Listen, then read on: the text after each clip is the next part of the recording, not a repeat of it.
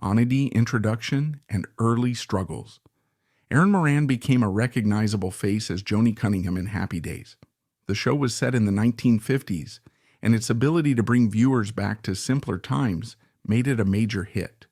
Despite this early success, Erin struggled after the show ended. She couldn't find new acting parts, suffered from depression, and was nearly homeless on several occasions.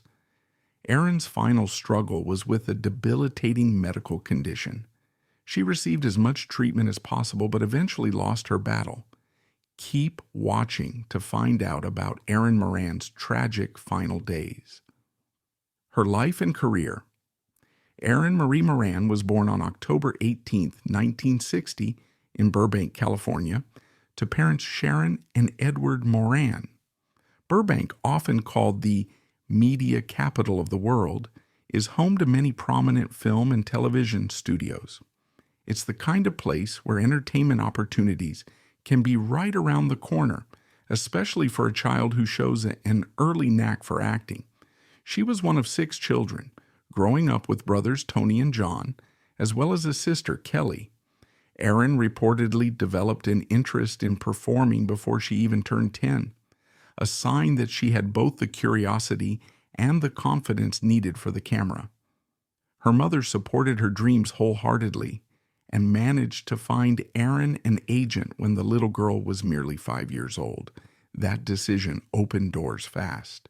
Her first professional job, also at the age of 5, was acting in a TV commercial for First Federal Bank.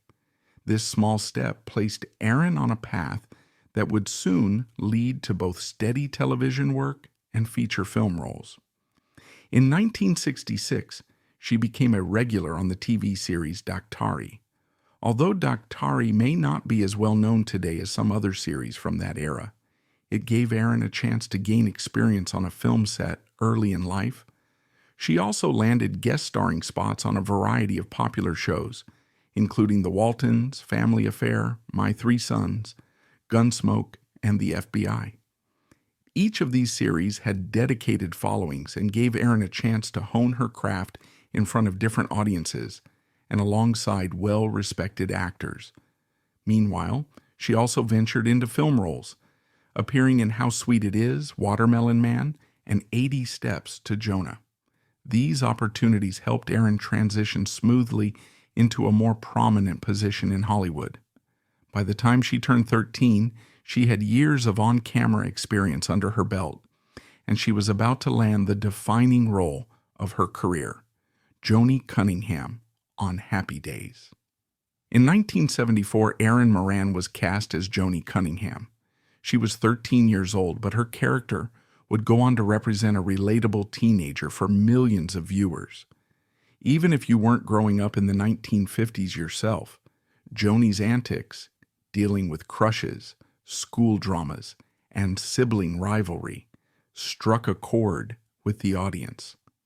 The friendly banter between Joanie and her older brother Richie gave the show a genuine family dynamic, and her interactions with Fonzie were often comedic highlights. Happy Days offered Erin a stability that many child actors don't get. The show ran from 1974 all the way to 1984, a full decade in prime time. During that period, cast members often described one another as a second family. Off camera, Erin was learning how to balance work and school and how to navigate adolescence in the spotlight. Meanwhile, on camera, she was receiving positive recognition, including a Young Artist Award for Best Young Actress in a New Television Series. As the seasons rolled on, Happy Days soared in popularity, eventually becoming the top-rated show in the country by its 3rd season. For a teenager in Hollywood, that level of success could open doors. Yet ironically, being so strongly associated with a specific role can also limit an actor's options. People in the industry begin to see you as that character only.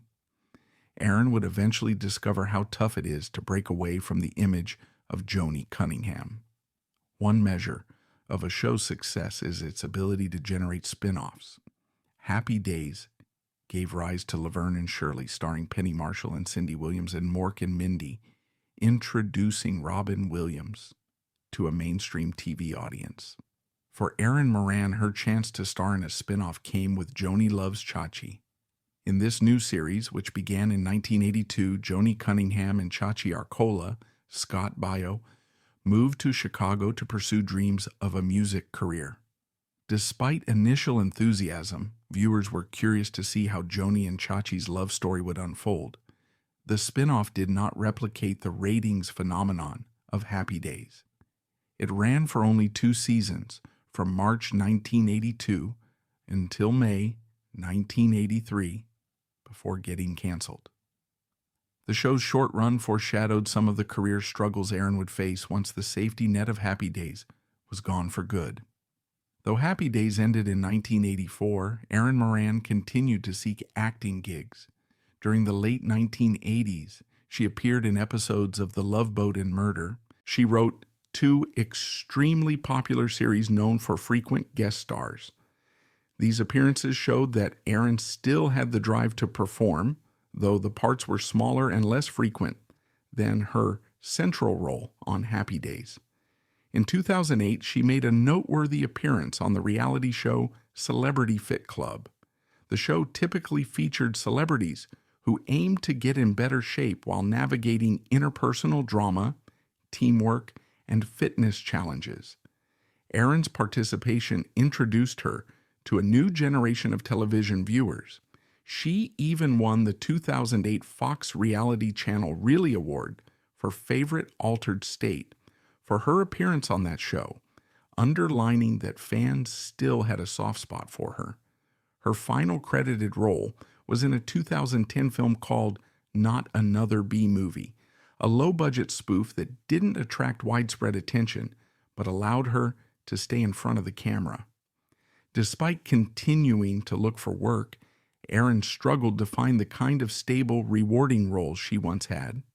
It was a sobering reminder that Hollywood can be an unkind place for actors who have grown up in the spotlight.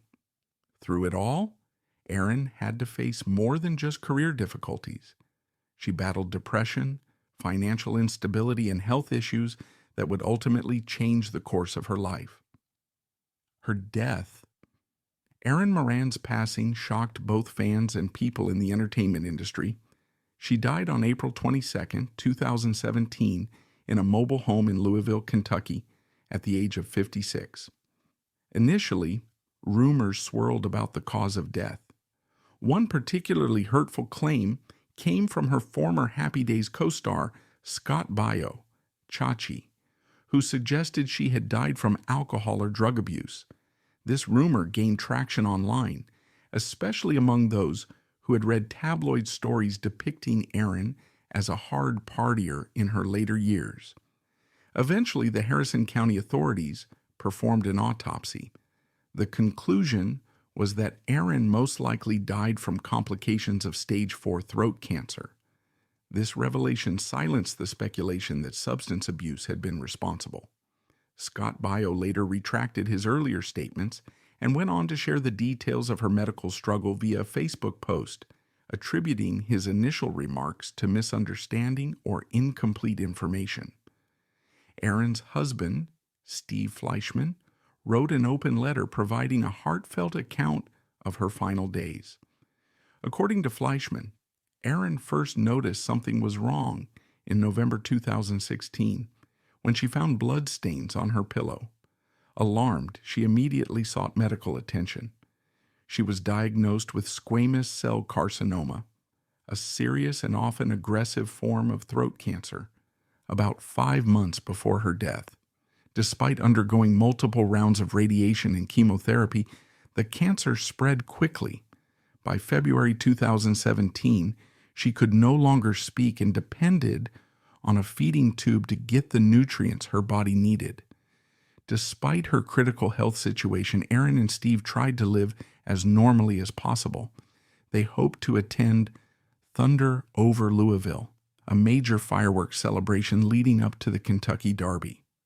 Tragically, Erin passed away on the day of the event. Steve's letter emphasized that she did not appear to suffer in her final moments. They had fallen asleep watching TV together, and she died holding his hand. Once the truth about her cancer became public, the rumor mill quieted.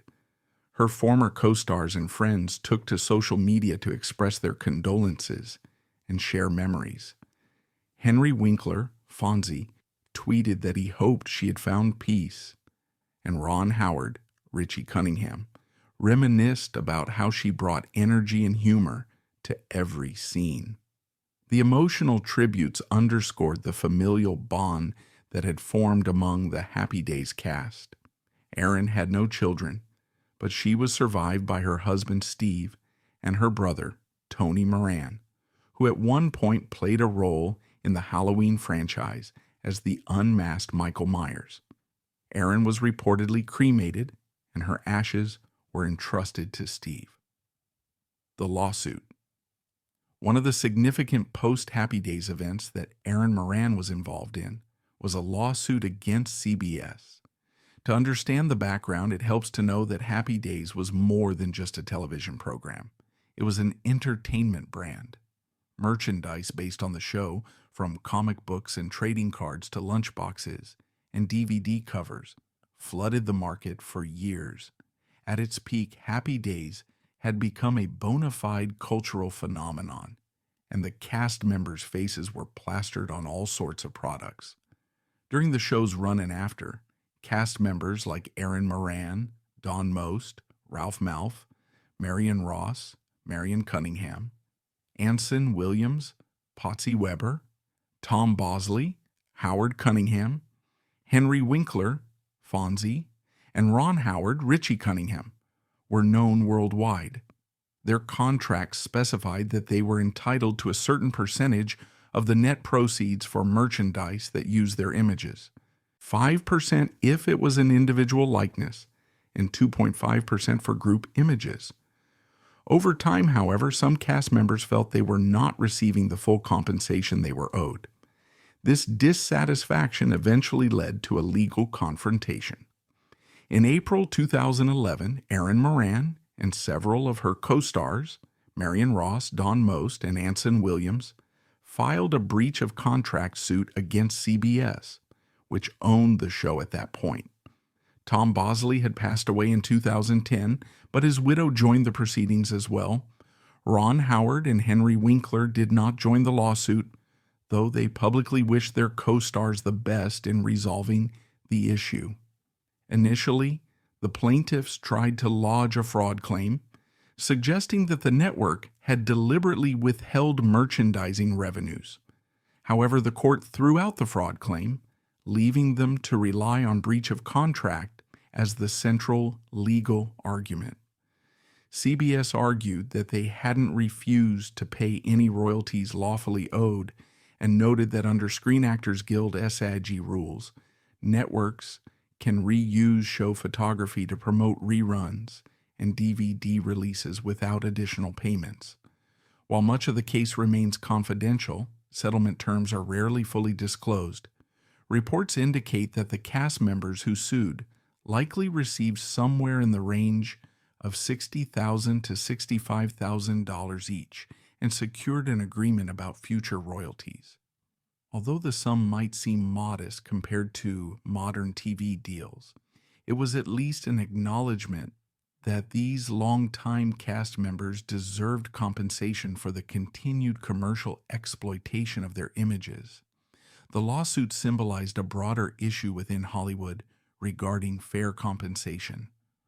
Long-running shows, especially from the 1970s and 1980s, often had outdated contracts that did not anticipate the digital age or the myriad ways a show could continue generating profits for decades. For Erin Moran, who was struggling financially, that settlement, however modest, was important. It briefly provided some relief from the mounting money trouble she faced. Childhood trauma, beyond the bright lights of Hollywood and the glamorous perception of being on a hit show, Erin Moran endured significant challenges at home. The tabloids had a field day in her post-Happy Days years. painting her as a troubled former child star dabbling in everything from drug abuse to domestic altercations.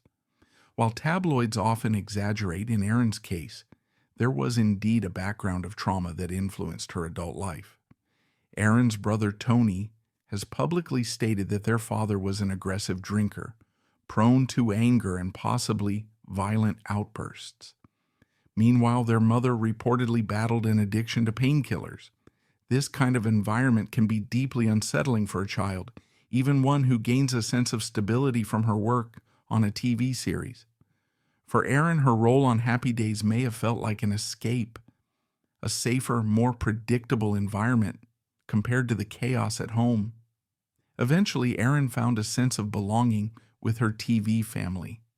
Marion Ross, Tom Bosley, and the other cast members played a maternal and paternal role in her life off-screen as well. However, a safe on-set environment could not fully erase the emotional scars of her upbringing. Child actors who grow up in dysfunctional homes often face heightened difficulties transitioning to adulthood. The expectation that you'll seamlessly maintain your career while coping with unresolved childhood trauma can be overwhelming.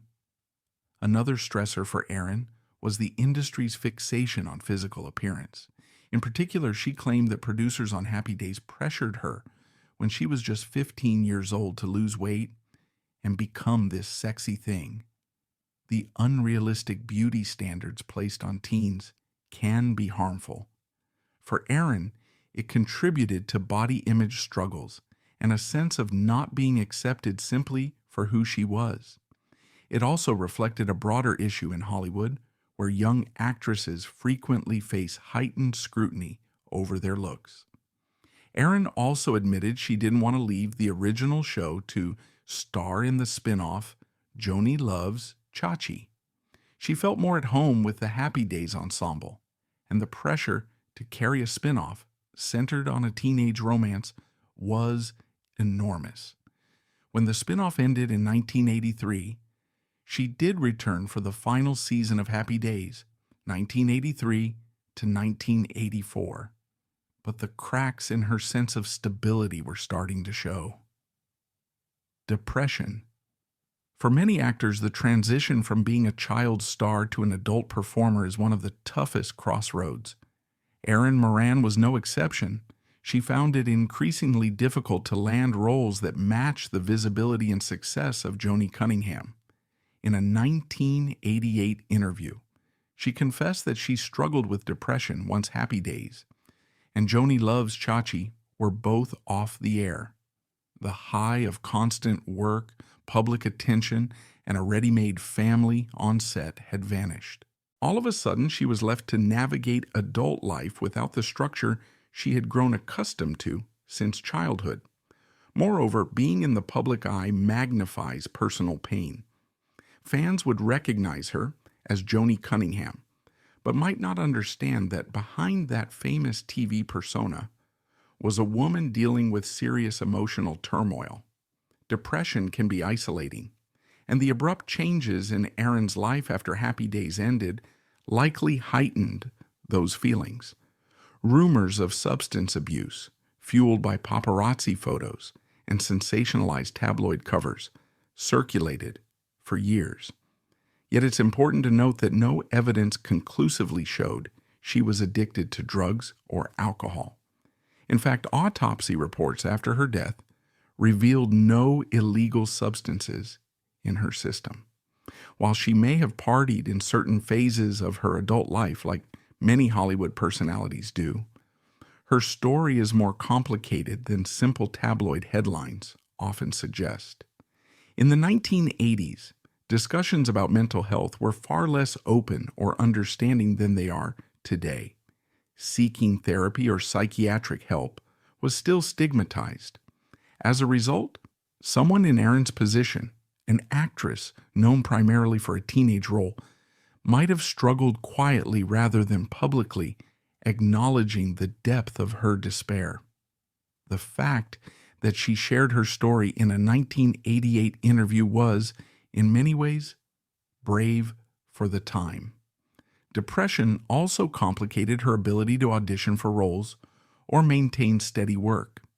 Self-doubt, persistent sadness, and fear of public judgment can deter even the most seasoned performer from stepping onto a set. Thus, Erin's depression likely fueled a vicious cycle. Fewer roles led to financial hardship, which worsened her mental health, which in turn made it harder to secure new acting opportunities. Money problems. When Happy Days was at its peak, Erin Moran was earning anywhere from $650 to $900 per episode, a sum that was respectable for a young actress in the 1970s, but not astronomical by modern standards. After the show concluded, she did not have a consistent stream of high-profile acting jobs. The fan-favorite cameo appearances in shows like The Love Boat were sporadic, not a reliable source of income. Erin's post-Happy Days roles often paid far less than her earlier work. Even a strong one-off guest appearance does not necessarily lead to the next big thing, especially in a competitive industry where typecasting is rampant. By the late 2000s, her situation had become precarious. The lawsuit settlement, estimated at $60,000 to $65,000, temporarily helped, but it wasn't enough to address years of accumulating debt or missed opportunities. In 2010, Erin and her husband, Steve Fleischman, lost their home to foreclosure. The couple then moved to live with and care for Steve's mother, who was reportedly in poor health, in 2011. But cramped living conditions and the stress of caregiving can exacerbate tensions. And in Erin's case, rumors of heavy partying and late-night arguments began to swirl. In 2012, some tabloids and local reports claimed Erin had taken a job at a Walmart in order to make ends meet. While there is no shame in working at any job to support oneself, fans were surprised to learn that someone who had once been part of a hit primetime show was now struggling to such a degree. Unfortunately, even that position was short-lived. Later that same year, her mother-in-law allegedly asked them to leave due to ongoing disputes. Friends like Henry Winkler, who tried to get her a role on Arrested Development, extended a helping hand, but the attempts to revive her acting career or stabilize her living conditions never quite panned out. Whether due to a combination of bad luck, personal struggles, or an industry that had moved on, Erin couldn't catch a lasting break. Happy Days, Depressing Nights, one of the most poignant indicators of Erin's desire to heal and set the record straight, was her plan to write a memoir titled Happy Days, Depressing Nights. The title itself is a striking contrast, the sunny optimism of her youth versus the shadowy challenges she endured as an adult. The memoir remained unfinished at the time of her death, leaving fans to speculate about what insights it might have offered. Had Erin completed her memoir, it might have given us a clearer window into the psychological toll of child stardom, especially when combined with familial dysfunction and industry pressures. Biographies and memoirs from former child actors, such as Corey Feldman or Todd Bridges, have shed light on the widespread problem of exploitation and emotional neglect in Hollywood. Erin's perspective would have been especially valuable because she was part of a family-friendly show, widely seen as the pinnacle of wholesome entertainment. Sadly, we only have fragments of her experiences, occasional interviews, scattered quotes, and the recollections of friends and co-stars. While these glimpses help us piece together her life story, it's clear there was much more Erin wanted to share. For many fans, Erin Moran will forever be Joanie, the spirited little sister who added warmth and humor to Happy Days.